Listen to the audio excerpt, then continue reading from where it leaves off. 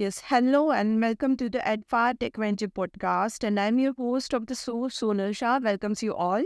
And today we are honored to host a dynamic force in the world of entrepreneurship and innovation, Miss Sofia Kostiunina.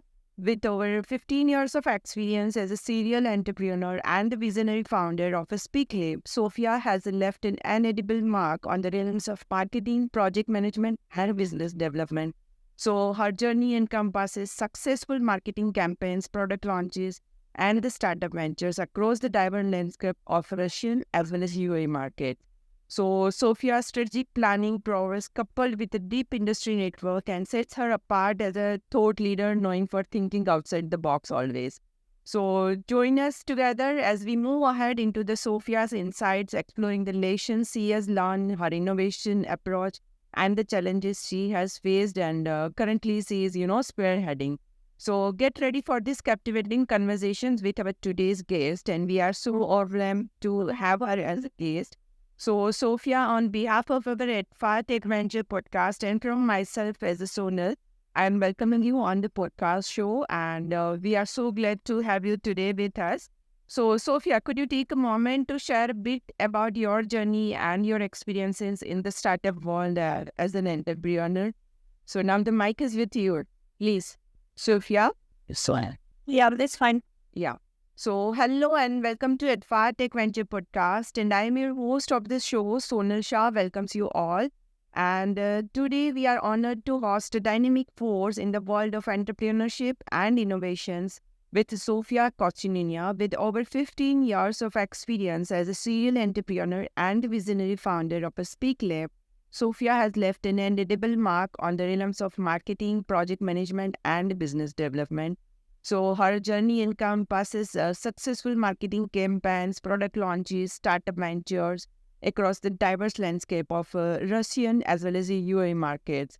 So Sophia is always thinking about, the other thinking that is always comes out of the box, and she always approaches with the challenges that she found herself in the innovative way, and glimpse gives a very spearheading excitement into their adventures. So get ready for a captivating conversation with the Sofia Kostiunina, and let's go with her words. So, Sophia, I myself as a Sonal Shah welcomes you on the podcast show, and we are very glad to have you today with us to, share the views of yours in the startup field. So, thank you for coming and thank you for joining us. So, Sophia, before we plunge into depth of our discussions, I would like to know something more about you personally as well as your journey as an entrepreneur. So, can you please take a moment and share a bit about yourselves? Hi, yeah, thank you so much for inviting me. So first of all, 15 years in business, that's true. Just like I had two exits already from the companies. I sold two companies in the past. Right now, yeah, mainly working with startups. I have 4 startups of my own, and plus we're like in terms of SpeakLab business, we work like with the majority of startups in healthcare, tech, AI, and blockchain industries. Right. So, thank you so much for joining us and giving us this introduction. So, before we could directly proceed to the question and answer, if you permit me, I will take not more than 1 or 2 minutes, but I would also like to give introductions about myself and my organization. So, can I? Yes, sure, of course. Go ahead. Yeah. Oh, thank you so much for giving us the opportunity to have a word with you and the organization that you are representing. So, welcome to this adfartech Venture podcast show, and I am the host of this show. And as a adfartech, we are IT and the tech platform, which we focus majority on the IT solutions, IT resources, recruitments, and tech audio podcasts. And we have a vendor alliances with the 50 plus tech partners. It includes SAP, Oracle, Microsoft, Pega, OutSystem, APN, Salesforce, Cloudera, Informatica, and many more. And we provide almost all the types of key solutions requiring in the IT industry that are ERP, application development, data, AI and ML, blockchain, cloud, managed services, UX, UI testing, and the cybersecurity too. And the major skills which we have is we are having somewhere around 20,000 plus resources all across the skills so we can deliver both on-site and offshore resources within 24 hours. So that is the best skills we have in the industry. And with this podcast at EdFab, we love to, new the views of the visionary leaders through this podcast to share their views, to share their current technological needs. And so these podcasts are that. So this is all about me and my organizations. And again, thanking you, Sophia, for being with us today. So now as we know about each other, so let's dive into our exact conversations about the question and answer that, as organizations, we want to know from your side so we can, better solve to the future needs of the other organization. So, Sophia, my first question is, as an entrepreneur and as an helping hand of the, for the startup. So, as an entrepreneur, first of all, for yourself, have you received any significant mentorship or guidance that played, pivotal role in your success first, and then how do you help the other organizations to create that mentorship again for them? So please give your words on that. I believe that mentorship has been invaluable in my journey and the journey of the majority of startups. Experienced mentors can help guide key decisions and avoid costly mistakes. And that's why, I think every startup has advisory board with key experts in the field. So I would always recommend, every startup to have a consultant or an advisory that has over 10 years experience in some particular matter or particular field that can help them growth and scale fast. So I highly recommend everyone to find their mentors, and in our startups, in our journey, we had a lot of them in our key current startup. We also have mentors from the local part, because when you're entering new markets, it is very important to have someone from the local market that can guide you and help the challenges that you can overcome fastly with the mentor. Great, Sophia. So we appreciate your perspective on the importance of, mentorship for the startups. As that is the basic, I think, a pillar of the startup ventures development. Because without the mentorship, you cannot grow. So that's a wonderful perspective you have shared. So, Sophia, as an organization for yourself as well as other, so how do you approach building partnerships and collaborations to strengthen your startup as well as the other organizations? So, what advice do you have for a startup seeking these strategic alliances for a group, whether it's a mentorship, whether it's a fundings or other any of the collaborations that can help the startup? So, how do you create alignment with this all?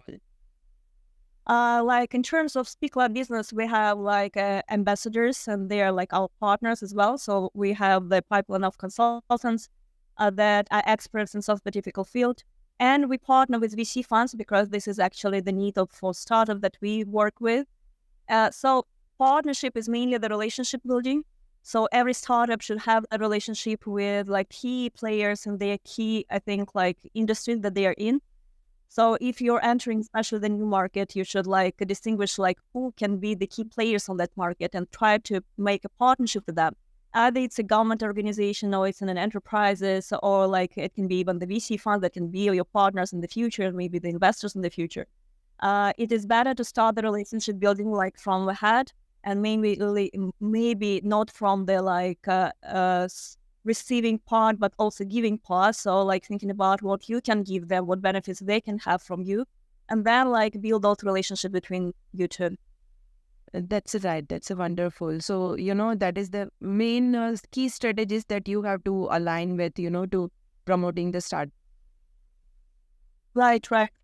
Yeah. So, Sophia, can you share any, one of your client story, if you don't mind? I do not ask you for the name of the client, but any specific story, that helped as an entrepreneur to you also grow, as well as, that kind of a challenges that you have never faced it before that. So, that can help the other organizations to also, face that kind of a challenges with the ease of your suggestion. So, any story would you like? Yeah, so just like I can share like the regular stories that people face. Like there are two types of startups here. Some startups are just like think of entering the new market. What they do, they buy a ticket, they come here, and they start then they spend like about 6 months, and they found out that like their product is not interested in the market, and they start it all over again. So they spend 6 months on just like making research, how much the company will cost and everything, and like before even like making some understanding of how the market works.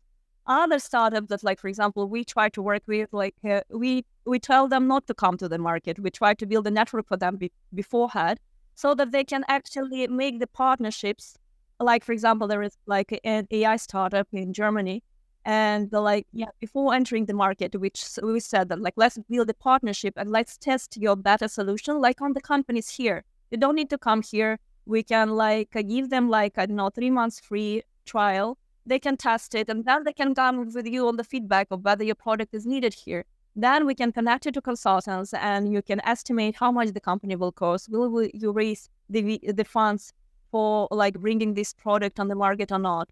Will you just like will you succeed in this market? Will there be the clients there? What actually the clients? Maybe you need to update this product. So just like before making the steps forward and spending time, like connect to people from the market, connect to the potential clients, potential partners, potential like investors before going further and making the steps. So just like when you will get the more information we get, the best decision we make, right? So yeah, so before like starting any treatment, we should consult like at least 2 or 3 doctors, right? So the same thing here. More information you get from that, the more like the better solution you will like come, and the less time and money you'll spend on just like succeeding. Right, right. That's a wonderful approach and the wonderful, by both the way you are helping them to, first to clarify what their ideas is and what their, things that they want to plan. So that's the exact approach to go ahead with the startup mindset. So thank you so much for giving the answer. And like Sophia, I'd seen from your profile also, like you are, exploring the various international markets also. So what considerations and strategies do you find crucial for successful expansions? You are working for different territories and different countries also. So as per your experience, how it is, difficult or easy way to explore the Well, first of all, we should always look for growing markets, right? So just like because if the market is down, like whatever solution, how best like you can be the best, you can have like perfect product. It will be still challenging. So on growing market, everything grows. So this is the first. The second thing is just like always look for a problem, not for like for the some comfortable environment or something. When there is a problem, there is a need. Like when there is no problems, there are no needs. So no one will use your product or something. So these two things, yeah, you have always to keep in mind. And the third thing is just like, it will be always not like you thought it is. So whatever you enter, whatever market you're entering, you will have a lot of like challenges, and I mean just like a lot of delusions. So first, like try to get the maximum information, because it's not how you think it is. Every market is different. Like it's not like how we all are living in a bubble, our all that we create and the information that we get. Like and coming to the new market, it would be like a big challenge, like to just like overcome all those like delusions that we had before. Wonderful. That's a wonderful sharing your experiences, successfully how you can navigate these complexities of global expansions for the startup.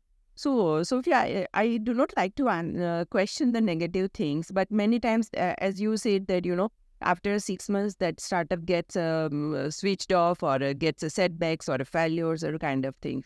So, as per your mindset, how do you, first is ensure that, your setbacks and failures do not harm to your mindset? Because many times that things happens as a business owner or as an entrepreneur. When you see the clients falls off or a client's failure, how do you keep pace with your mental changes, as well as how do you inspire the organization to keep up? Because many times this take a time to get the startup on the beneficial mode. So how do you ensure these kind of challenges? Well, first of all, with startup is like we all know that 9 out of 10 startups always fail. So we should accept that. Yeah. Yeah. So we should accept that like you have only like 10% of succeeding, and this is how we operate. But it's not about the idea of the product or the team or whatever. It's about persistence. So if you are like persistent in something that you believe in, and you are ready to make pivots, like and like change things and change teams, change like products, everything, then at the end of the day you succeed. Because like there were so many strange ideas, so many strange startups that like get to the point of like of success and become like big companies. And there are like a lot of great ideas that never even come to life. And this is all about persistence of the founder, because this is why we become entrepreneurs or founders. We always find a solution. We should always find a solution how to just like to change things to make the best of it. So yeah, so this is like the acceptance of the failure. It should be from the beginning of the journey. So you should accept that you can fail, and there is no guarantees. In general, there is no guarantees like in anything we do in this world. So yeah, so when you accept that, and when you're like sure that you will go to the end, whatever is happening, and like you will do all you can like by whatever is happening, and you will always find a solution, then yes, then there is a journey that you can continue. If you're not like in that part of like taking these risks, then maybe you shouldn't be a founder. Sometimes people come and like who wants to start a business, and you're looking at them and telling them, no, you can't be a founder. Go to work for someone. There is nothing bad in that. There is like sometimes like there like people can be very successful working for someone or just like making their career and like everything. There are so many successful people in that. It's not about like what pace you choose. It's about your character. So either you're a founder or you're not a founder. That's it. That's wonderful and very inspiring, actually. So your voice itself sound very resilient in the face of a challenges. So that's a wonderful approach you are, handling and overcoming setbacks as a own being an entrepreneur, as well as maintaining a positive mindset to the customers also, those who are handling, and managing you as a founder. So that's a wonderful. And Sophia, adding on these only, have you ever faced a critical juncture where, seeking external funding or investment was necessary? And how did you navigate this process? And what advice do you have for startup considering the funding options? Because that is the most critical, things that the startup are facing nowadays, external funding. So what's your advice for these? Yeah, so funding, like we should understand that the market is now down. So just like there are no so easy money like there were before. This is the first thing. And it's like, so everyone is just trying to be like very conservative and where they invest funds. But on the other hand, like it's not about raising funds or not raising funds. Sometimes you can like, if you can do everything yourself without the investors, do it. Because investor is someone who will own you. It's like the same thing that's like you will have like your business, like you're working for someone. So if you wanted to be a founder who is working for yourself, then like try to do everything that you can like without investors. If you can't, like, and there are projects that are not possible in like without the investments and everything, try pushing it, like try getting the traction, try getting as much traction and prove the concept. Because traction is just the proof of the concept. It's something that people believe in. So just like to make someone believe, you should have proof. So whatever you is just like trying to do, like to prove that, yes, you're right. This is like what is called traction. It's not about the money. It's not about the figures. It's just like you can have different traction. You can have partners. You can have like, I don't know, clients who prepaid. You can have like, I don't know, the demand, the markets, like everything that you can put on table is like the proof of your concept. And for investors nowadays, the proof of the concept is more important than anything else, because like there were too many failures and too many promises that startups give, and it's like not so many unicorns nowadays like they were promised to be. So yeah, so regarding the criticism that you can get from investors, it doesn't mean that your startup is bad or something. Like it is like normal before the market rent is conservative. And like the more criticism you have, the more information you get from that, the more you can like update and like understand what people are actually like putting attention to. And criticism is always good, like, I mean, in any situation, because like when you receive like some feedback, feedback is always better. Like any feedback is better than no feedback, right? So it's like when you receive the feedback, you can actually understand what is in their minds. And sometimes there are some things that you haven't thought about. There are risks that you haven't counted in. And like you can put much more attention on that. So that's a wonderful, wonderful, valuable lessons you have, given on the funding decisions, and that are really going to help to the audiences also as well. So thank you so much for this wonderful answer. So looking ahead, like Sofia, as you are working with so many people, so many founders, and so many other startups also. So have you found any time the particular resource or particular network is the most, beneficial for your territories or specific platforms or specific communities of the entrepreneurs? That the people should must follow that kind of a resources. Any specific resources or networks that you find must have in line with the needs? Well, it depends like from what field like the startup is from. So like I would suggest like some conferences and targeted online communities, like I mean in the field that you're in. So whether it is AI or healthcare, or like anything that can be related to your industry, because like it's more of a niche thing. And like for us, like for example, like yeah, we have like a business community. I think it is still essential, like networking and everything, because like this is where you build like actually the connections with other, even with other founders, and like finding out like how they suppress the challenges. So for like yeah, so first of all, like it's like should be niche in like a niche communities in the industry. This is like what founders should be targeted to. And yes, and like yeah, so it depends on what you are doing, but like we are always welcome you on SpeakLab business. And that's a wonderful. That's a wonderful. So, like based on the the startup looking for the product or a process, so according to that, they have to find their niches and their communities, right? Right. Yes. So, Sophia, like right now, may I know how many of the startups you had helped or something that are under pipeline numbers? Yeah, so depending on like what are the needs, so we have over 2,700 uh, entrepreneurs registered on our platform. Some of them are like, yeah, regular clients. Some of them are our members. And yeah, we help with fundraising as well. So just like I said, like depending on the needs, we do like online fundraising events, UAE global event every month, like 1 or 2 events per month.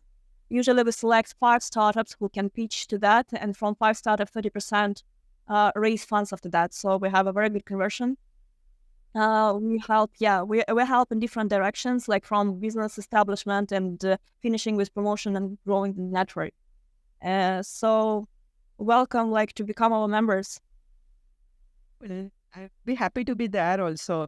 So as an organization, we will definitely look into that and definitely, raise our hands to be one of them too. So that's a wonderful platform you have created. And Sophia, like, is there any specific niches that you people are working, or you are working for all the types of a business and processes? Yeah, we focus on 4 industries: healthcare, adtech, AI, and blockchain. So these are 4 focuses that we have at the moment. We work with other business owners as well, like because like among our partners are government organizations and like VC fund. Oh yeah, so we can work on other niches as well. But these 4 are like our main focus, and the most like the majority of network of our network that we have is like among all those 4 industries. We can help like easily in that.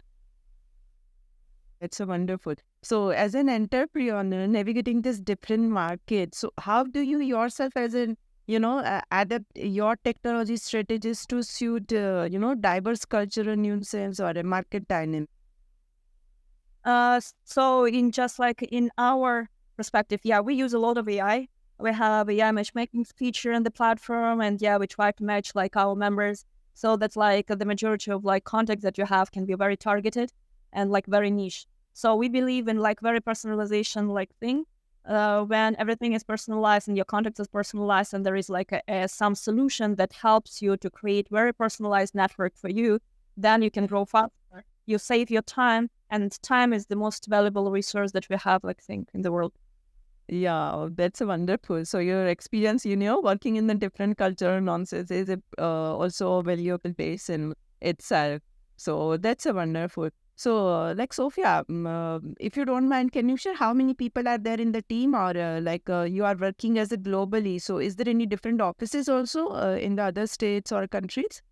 Yeah, so no, our headquarters is in the UAE. We work also with Bahrain and the Egypt, but still from the we have ambassadors in those areas, so we work through them. And at the moment, we have like over 8 team members and over 20 ambassadors that we collaborate with. So the network is growing. We hope to get other countries of the GCC region, like also to our network for now, but for other countries. Wonderful. That's wonderful. And all the best for the future expansion also. Yeah. So, yes, that's a wonderful. And, by looking at your collaboration and networking style and the way of working, it sounds you are going a great. And, in the soon future also, you are playing a huge role in this managing the startup journey.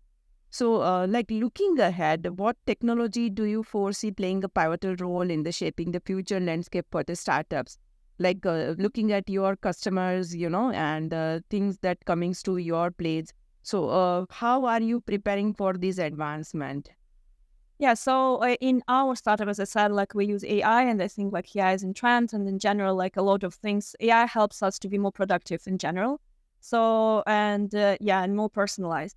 We also see like with other startups that blockchain and ambient computing, nanotechnologies seem poised to decentralize services and transform startups to the new era.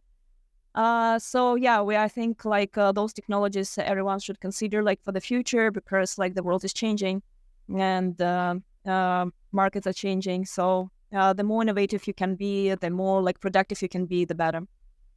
That's a wonderful. That's a wonderful. So, thank you so much. And we are very grateful for your, there's a forward thinking perspective that you are carrying with yourself. That's a wonderful. And through these, we can see that, how you are helping to the other people. So, that's a wonderful approach as all over the, being an entrepreneur you have. So, thank you so much.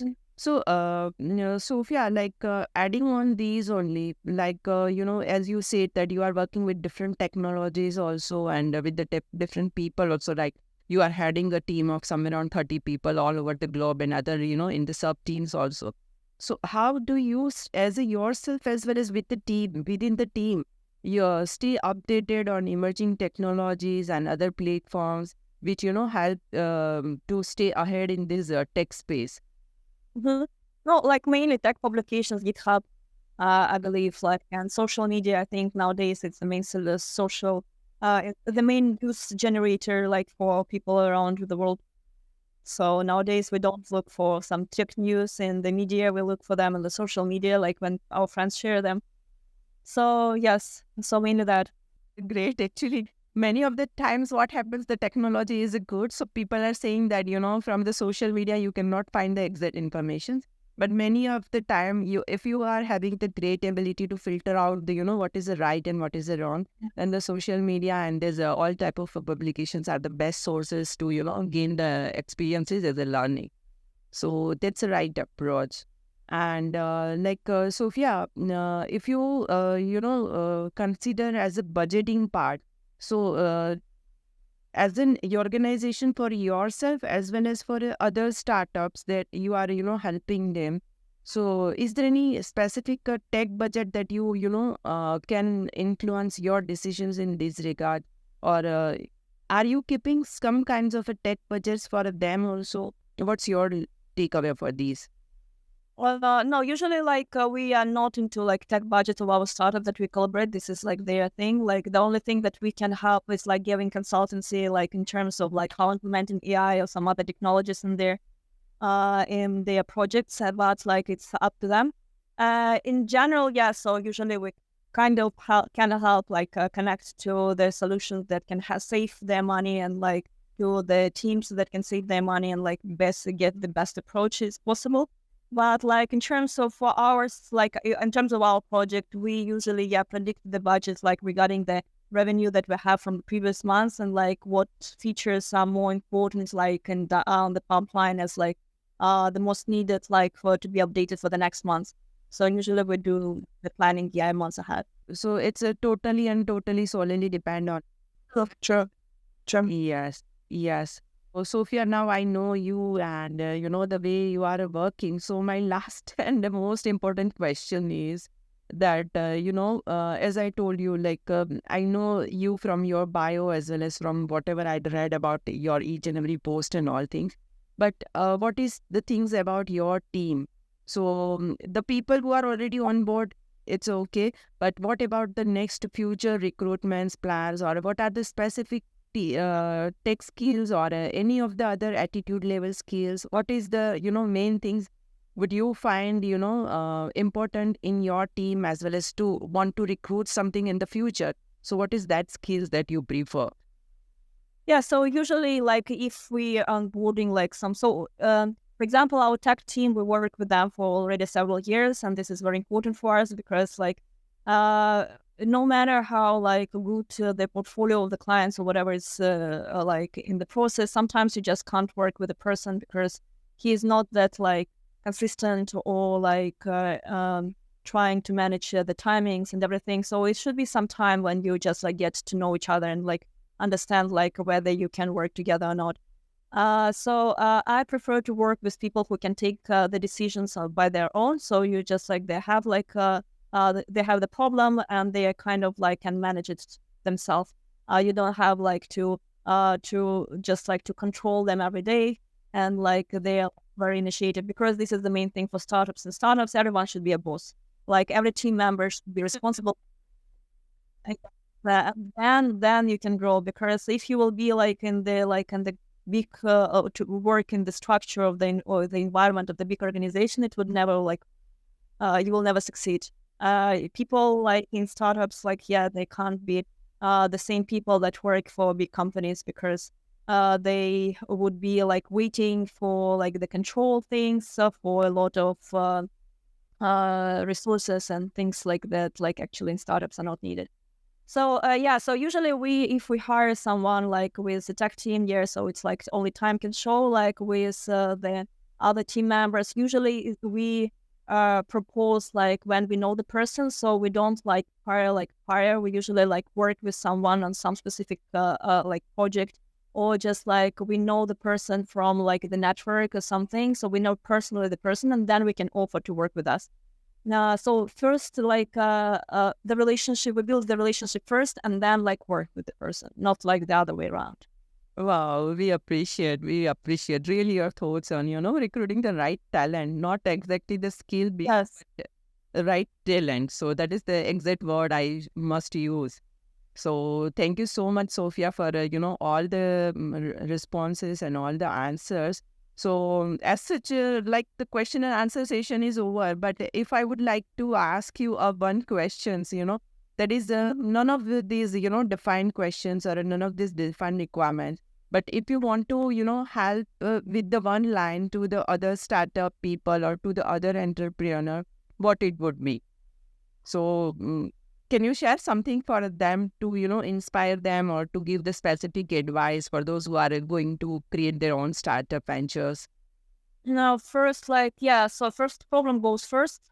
So find a problem, then a solution. So first find a problem, then find a team, and then the rest. So first find a problem, or like if you know the problem and you can like find a team, and then together you can brainstorm and find a solution. After you find a solution, start thinking about the product.